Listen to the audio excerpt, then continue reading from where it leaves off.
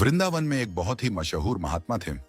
वृंदावन के सभी लोग उनको बहुत मानते थे और उनके पास रोज ही बड़ी संख्या में लोग मिलने आते थे।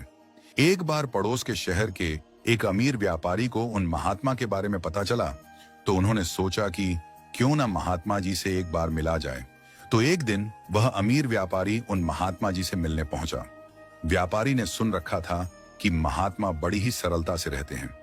जब वह व्यापारी महात्मा के दरबार में पहुंचा तो उसने देखा कि कहने को तो वे महात्मा हैं, लेकिन जिस आसन पर वे बैठे हैं वह तो सोने का बना है और बगल में हाथ रखने के लिए चांदी स्तंभ बने हुए हैं।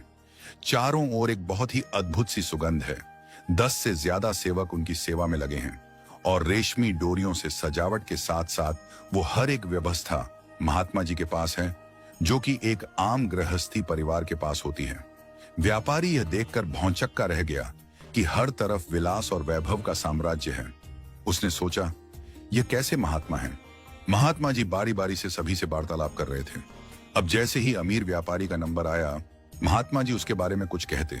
इससे पहले ही व्यापारी ने कहा, महात्मा जी, आपकी ख्याति सुनकर आपके दर्शन करने आया था।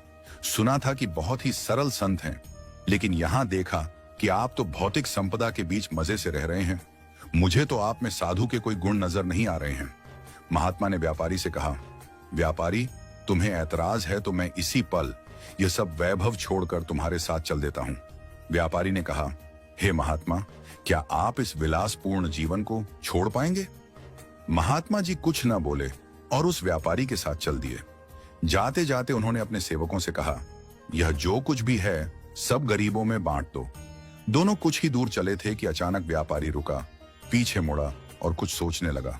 महात्मा ने पूछा, क्या हुआ, रुक क्यों गए? व्यापारी ने कहा, महात्मा जी, मैं आपके दरबार में कुछ भूल गया हूं, आप चलिए मैं उसे लेकर आता हूं। महात्मा जी ने कहा, क्या भूल आए आप? व्यापारी बोला, आप चलिए मैं थोड़ी देर में आता हूं। महात्मा जी ने फिर बोला, अरे बताओ तो सही, क्या भूल आए हो?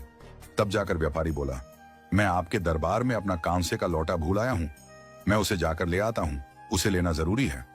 महात्मा जी हंसते हुए बोले, बस यही फर्क है तुम में और मुझ में।